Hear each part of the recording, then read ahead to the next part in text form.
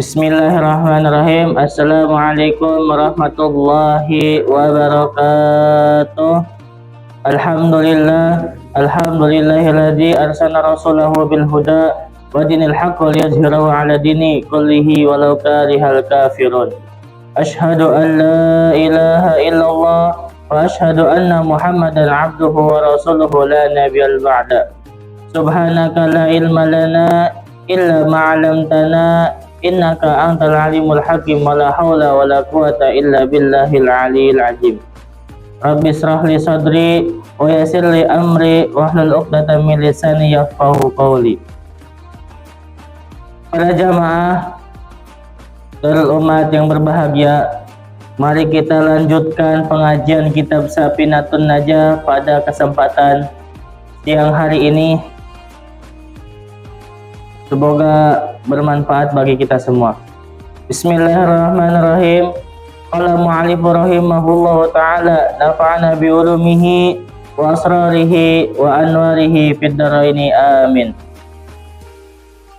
Faslun, pasal furudul gusli, adapun fardu-fardunya mandi, isnani, itu ada dua. An-niyatu, adapun yang pertama yaitu niat, watamimul badani bil ma'i, dan yang kedua tamimu badani bil ma'i, meratakan al badani, badan, bil ma'i, dengan air.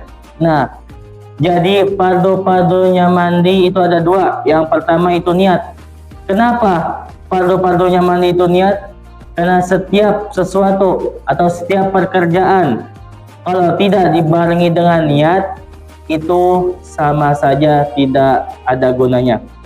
Jadi diawali dengan niat. Terus yang kedua tamimul badani bil ma'i, menyirami seluruh badan bil ma'i, dengan air. Nah, apabila kita mau mandi adus atau mandi hadas besar, itu dari ujung rambut sampai ujung kaki itu harus kena air, gak boleh yang kelewat. Misalkan yang kelewat itu gimana? Ulang lagi mandinya.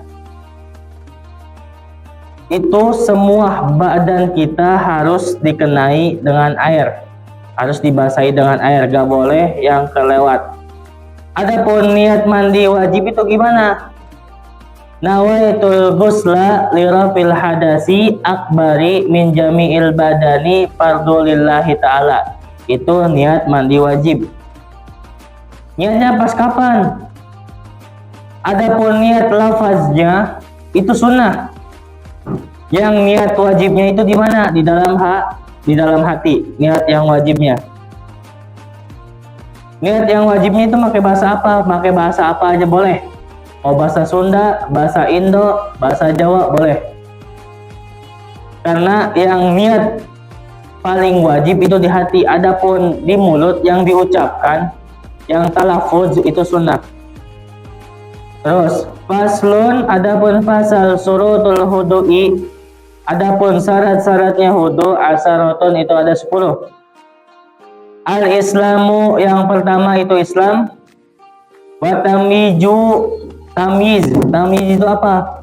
Cukup umur.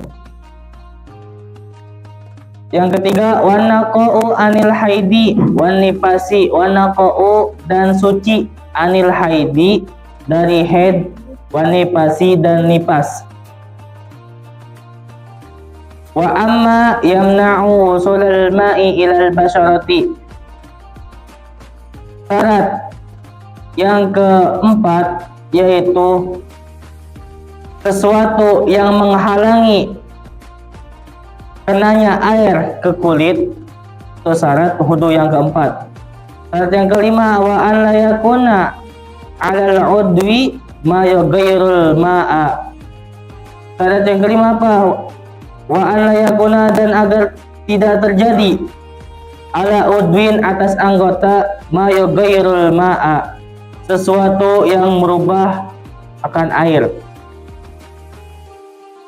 Syarat yang ke-7 wal ma'u bi fardiyati, wal ma'u dan ilmu bifardiyati dengan keparduannya, wa an la yataqida dan jangan mengitikadkan atau meyakinkan fardu min furudihi dari fardu-fardunya wudu sunnatun itu sunnah, sunnatan keadaan sunnah. Terus wal ma'u tahuru air yang suci, wadukhulul waqti wadukhulu masuknya al waqti waktu, dan wal muwalatu lidaimil hadasi, wal muwalatu itu terus menerus, lidaimil hadasi lidaimil untuk menjaga al hadasi hadas. Para jamaah Darul Umat yang berbahagia, jadi syarat-syaratnya wudu itu ada 10. Yang pertama itu Islam. Nah, syarat yang pertama itu Islam. Jadi orang Islam apabila kita mau melaksanakan kewajiban yaitu sholat, itu harus wudu dulu sebelum kita melaksanakan sholat. Terutamanya orang Islam. Yang pertama syarat wudu itu orang Islam. Adapun orang yang non-Islam apabila wudu itu tidak berguna buat apa-apa. Terus syarat yang kedua watamiju dan cukup umur. Nah, syarat yang kedua itu cukup umur. Cukup umur ini gimana? Jadi cukup umur ini dia udah bisa membedakan mana manis dan mana asam. Dan dia juga udah bisa membedakan mana baik dan mana buruk. Itu tamyiz. Terus wanaqa'u anil haidi wan nifasi, wanaqa'u dan suci anil haidi dari haid, wan nifasi dan nipas. Nah, syarat yang ketiga itu bersih dari haid.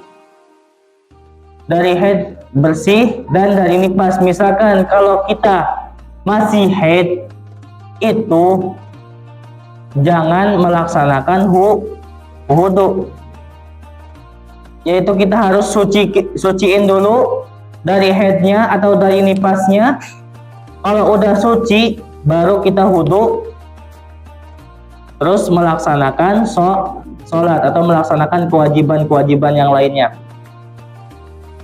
Terus syarat wudu yang keempat, wa amma yamna'u usulal ma'i ilal basarati, wa amma dan barang atau dan sesuatu yamna'u yang menghalangi usulal ma'i nyampehnya air ilal basarati ke kulit. Nah, jadi sesuatu yang menghalangi ke kulit kita, misalkan kita wudu di tangan kita itu ada catnya atau ada tipeknya atau ada bekas coretan pulpen, kalau nggak pulpen spidol di tangan kita. Nah, sebelum kita mau melaksanakan wudu, sebaiknya kita hilangkan dulu si coretan tersebut yang di tangan kita atau sesuatu yang menghalangi di tangan kita. Mau cat, mau tipek, mau apa aja yang menghalangi sampainya air ke kulit itu harus dihilangkan sebelum kita mau melaksanakan atau mau wudu. Itu syarat yang keempat. Para jamaah dan umat yang berbahagia, mungkin pengajian kitab Safinatun Najah cukup pada kesempatan siang hari ini. Mungkin kita lanjut pada pertemuan berikutnya. Saya tutup, wabillahi taufiq wal hidayah, wa minkum. Wassalamualaikum warahmatullahi wabarakatuh.